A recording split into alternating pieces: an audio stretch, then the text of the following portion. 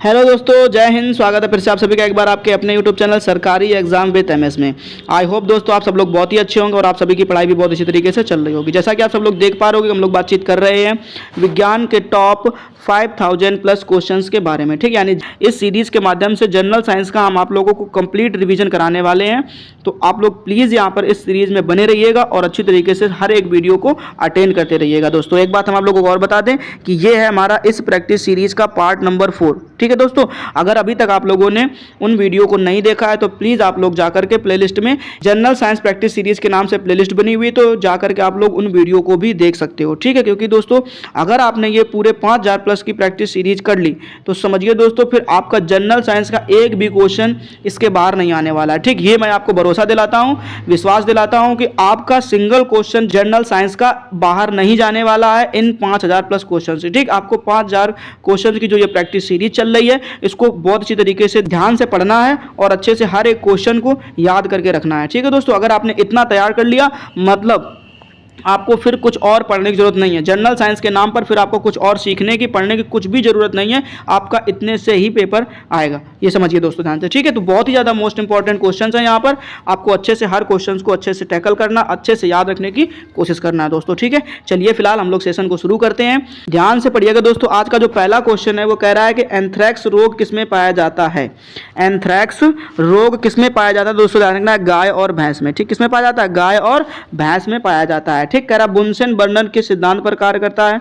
तो दोस्तों याद रखिएगा जो बुनसेन बर्नन है वो बर्नौली के सिद्धांत पर कार्य करता है। ठीक, उसके बाद कह रहा है शक्कर के घोल का तापमान बढ़ाने के लिए शक्कर के घोल का तापमान बढ़ाने पर शक्कर की विलेयता पर क्या प्रभाव पड़ता है। ठीक, ये बहुत ही अच्छा क्वेश्चन है, बहुत इंपॉर्टेंट क्वेश्चन है। ठीक, तो दोस्तों ध्यान रखना, कह रहा है शक्कर के घोल का तापमान। ठीक, मान लो ऐसा है क्या कि आपके पास में शक्कर का घोल है, जैसे आप शरबत बोल सकते हो। ठीक, उसको आपने क्या करना है, टेम्परेचर बढ़ाना। टेम्परेचर बढ़ाने का मतलब उसको आपने गैस के ऊपर रख देना। ठीक, जब आप गैस के ऊपर रखोगे तो वो गर्म होगा। अब गर्म होने पर क्या लगता है कि शक्कर की विलेयता का मतलब होता है उसकी सांद्रता बढ़ेगी या घटेगी। ठीक, तो आपको पता ही है कि जब चाशनी बनाई जाती है तो आप क्या करते हो कि इसी तरीके से पानी को गर्म करते हो और उसके बाद में उसमें बहुत ज़्यादा चीनी डालते हो। ठीक, और उसके बाद में वो क्या बन जाती है, चाशनी बन जाती है। ठीक है दोस्तों, तो वही वाली बात यहाँ पर पूछेगी आपसे कि उसकी शक्कर की विलेयता पर क्या प्रभाव पड़ेगा। तो उसकी विलेयता जो है वो लगातार बढ़ती जाती है। ठीक, आप गर्म करते रहो, चीनी डालते रहो, चीनी ऑटोमेटिक उसी में घुलती रहती है। ठीक, ये बात आपको ध्यान रखनी।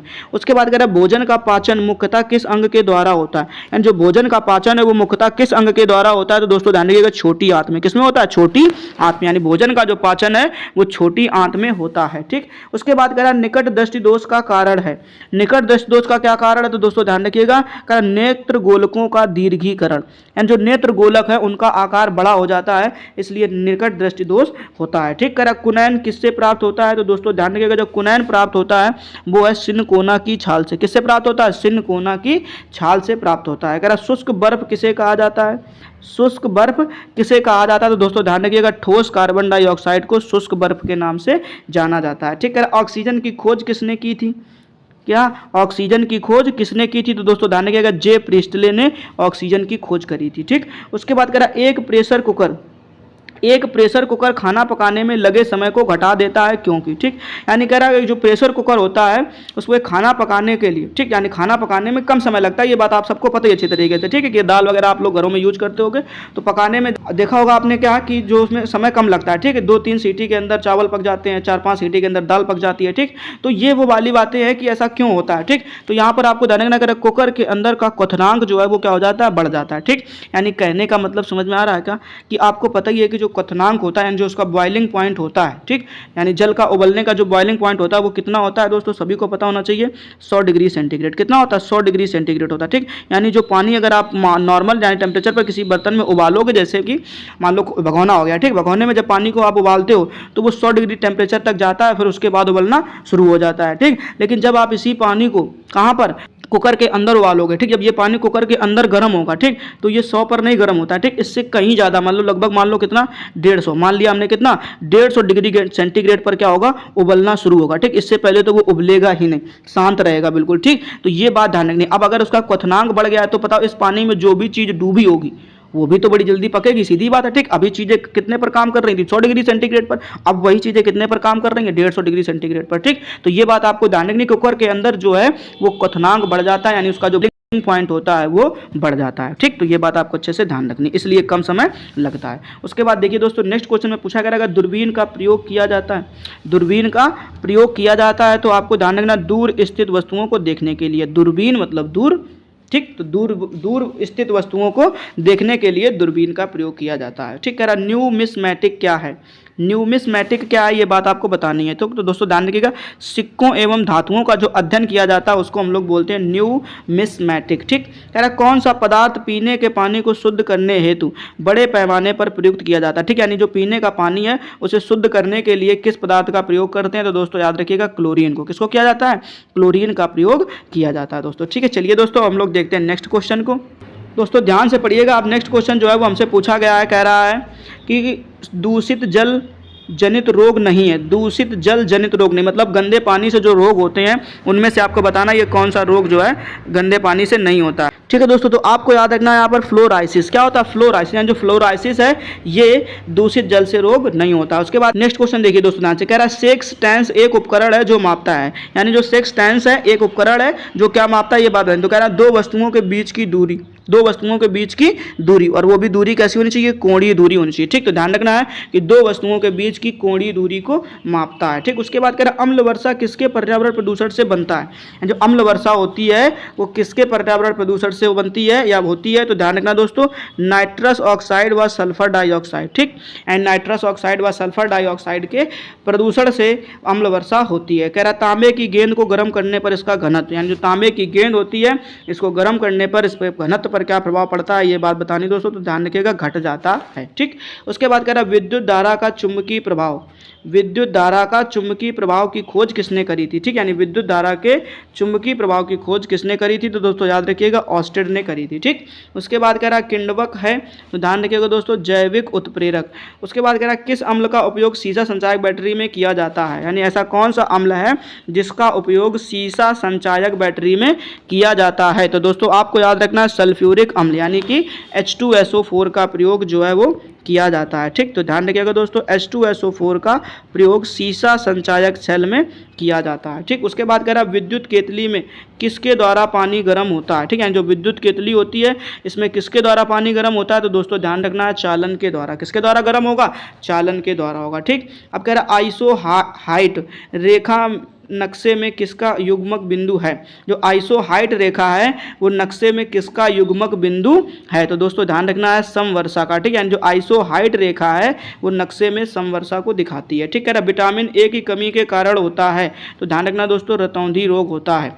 उसके बाद कह रहा दीर्घ दृष्टि दोष संपीड़ित व्यक्ति की विशिष्ट दृष्टि की न्यूनतम दूरी जो होती है, दीर्घ दृष्टि दोष के लिए विशिष्ट दृष्टि की जो न्यूनतम दूरी होती है वो ध्यान रखना दोस्तों 25 सेंटीमीटर होती है। ठीक, उसके बाद कह रहा जो मच्छर स्त्री ज्वर से परजीवी को संप्रेषित करता है वह है, मतलब उस मच्छर का नाम आपको बताना है जो स्त्री ज्वर से परजीवी को संप्रेषित करता है, तो ध्यान रखना दोस्तों मादा एनोफेलीज, क्या नाम है, मादा एनोफेलीज नाम है। ठीक, चलिए दोस्तों अब हम लोग देखते हैं नेक्स्ट क्वेश्चन।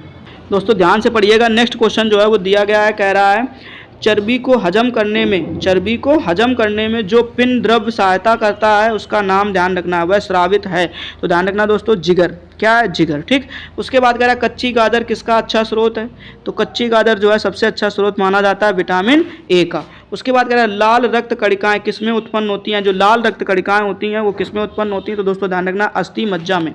उसके बाद कह रहा अल्ट्रासोनिक तरंग का मात्रक क्या है, तो दोस्तों ध्यान रखिएगा अल्ट्रासोनिक तरंग का मात्रक होता है हर्ट्ज। उसके बाद कह रहा बालकों में अंधता का मुख्य कारण निम्नलिखित में किस चीज़ की कमी है। ठीक है, जो बालकों में अंधता होता है उसका मुख्य कारण किस चीज़ की कमी है, तो ध्यान रखना दोस्तों विटामिन ए की कमी के कारण। ठीक, उसके बाद कह रहा कार्बोरेटर होता है, तो ध्यान रखना दोस्तों पेट्रोल इंजन में, यानी जो कार्बोरेटर लगाया जाता है तो वो किस में लगाया जाता है, तो पेट्रोल इंजन में लगाया जाता है। ठीक, उसके बाद देखिए दोस्तों कह रहा वाष्पन की दर किस दर पर निर्भर नहीं करती, वाष्पन की दर किस पर निर्भर नहीं करती है ये बात आपको बतानी, तो द्रव का द्रव्यमान है, द्रव के द्रव्यमान पर वाष्पन की दर निर्भर नहीं करती है। ठीक, उसके बाद कह रहा ज्वार सबसे ऊंचा कब होता है, यानी जो ज्वार भाटा आता है तो उसमें से जो ज्वार होता है वो सबसे ऊंचा कब होता है, तो ध्यान रखना दोस्तों कह रहा जब सूर्य और चंद्रमा पृथ्वी की एक ओर होते हैं, जब सूर्य और चंद्रमा जो है पृथ्वी के एक ही ओर होते हैं तब जाकर के ज्वार सबसे ऊंचा बनता है। ठीक, उसके बाद कह रहा है कि एक समतल दर्पण पर आपतित प्रकाश की किरण 60 अंश का कोण बनाती है, तो परावर्तन कोण क्या होगा, यानी आपतित किरण जो है वो 60 अंश का कोण बनाती है, तो परावर्तन कोण कितना होगा? तो दोस्तों याद रखिएगा, परावर्तन कोण की बात अगर हम करें तो 30 अंश होगा। कितना होगा? 30 अंश होगा। ठीक, चलिए दोस्तों देखते हैं नेक्स्ट क्वेश्चन। कह रहा ध्वनि का वेग निर्भर करता है। ठीक, यहाँ पर दोस्तों 2 क्वेश्चन है, आपको अच्छे से पढ़ना है। कह रहा ध्वनि का वेग निर्भर करता है, तो दोस्तों ध्यान रखिएगा, जो ध्वनि का वेग होता है वो निर्भर करता है तरंग दैर्ध्य पर। किस पर निर्भर करता है? तरंग दैर्ध्य पर निर्भर करता है। ठीक, उसके बाद नेक्स्ट क्वेश्चन इसी में पूछा गया है, कह रहा है क्या कि पानी और चौक यानी खड़िया के मिश्रण को पृथक किया जा सकता है। यानी पानी मिला दो और चौक यानी खड़िया मिली हो, ठीक, कह रहा इसके मिश्रण को आप अलग कैसे करेंगे? ठीक, तो आपको ध्यान रखना है, इसका आंसर जो हो जाएगा वो होता है वाष्पन के द्वारा। किसके द्वारा? वाष्पन के द्वारा। ठीक, यानी जब आप वाष्पन करेंगे तो उसमें से आपको समझ में आएगा कि पानी पानी क्या हो जाएगा? अलग हो जाएगा, और जो खड़िया बचेगी वो उसी में बनी रहेगी। ठीक, उसके बाद दोस्तों देखते हैं नेक्स्ट क्वेश्चन। अब नेक्स्ट क्वेश्चन में ध्यान से पढ़िएगा, कह रहा है परमाणु में प्रोटॉन रहते हैं। परमाणु में प्रोटॉन रहते हैं, तो प्रोटॉन जो होते हैं वो कहाँ पर होते हैं? नाभिक के अंदर। ठीक, तो ये बात ध्यान रखना, यानी कहने का मतलब क्या है, जो परमाणु की संरचना होती है वो किस प्रकार से होती है? ठीक, ऐसे, ये तो नाभिक हो गया मान लो। ठीक, अब इसके बाद में यहाँ पर ये कक्षा हो गई, एक कक्षा, ये दूसरी कक्षा हो गई, ये तीसरी कक्षा हो गई। ठीक, ठीक है दोस्तों, तो यहाँ पर आपको देखना ध्यान से क्या कि जो प्रोटॉन होते हैं वो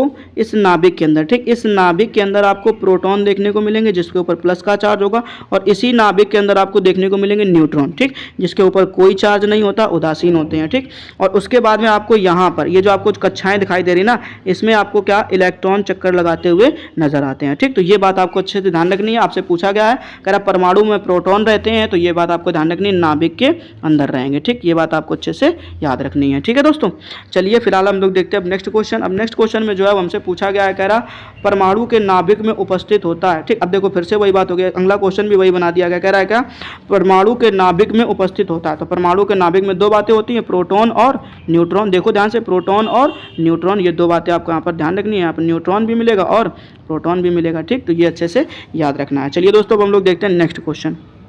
देखिए ध्यान से, कह रहा है जंग यानी रस्ट उदाहरण है। ठीक, जंग जो है वो किसका उदाहरण है? तो ये बात आपको बतानी, तो जंग जो है वो किसका उदाहरण है?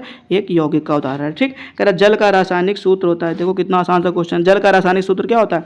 H2O होता है। ठीक है, आई होप आप लोगों को सारे के सारे क्वेश्चन बहुत अच्छी तरीके से समझ में आ गए होंगे। उम्मीद करता हूँ आप लोग जल्दी इन सभी क्वेश्चन को अच्छे तरीके से तैयार कर लोगे। ठीक है दोस्तों, एक बात हम आप लोगों को और बता दें कि अगर आपको हिस्ट्री की प्रैक्टिस करनी है तो हमारे ही चैनल पर हिस्ट्री प्रैक्टिस सीरीज के नाम से एक प्लेलिस्ट बनी हुई है, जिसमें हम आप लोगों के लिए हर रोज एक नया वीडियो लेकर के आते हैं। तो आप लोग प्लीज़ वहाँ पर जा करके हिस्ट्री के भी क्वेश्चंस की अच्छी तरीके से प्रैक्टिस कर सकते हैं दोस्तों। ठीक है, फिर से हम लोग मिलेंगे इसके नेक्स्ट पार्ट में, तब तक के लिए जय हिंद, अपना ख्याल रखिएगा और अच्छे से पढ़ाई करते रहिएगा।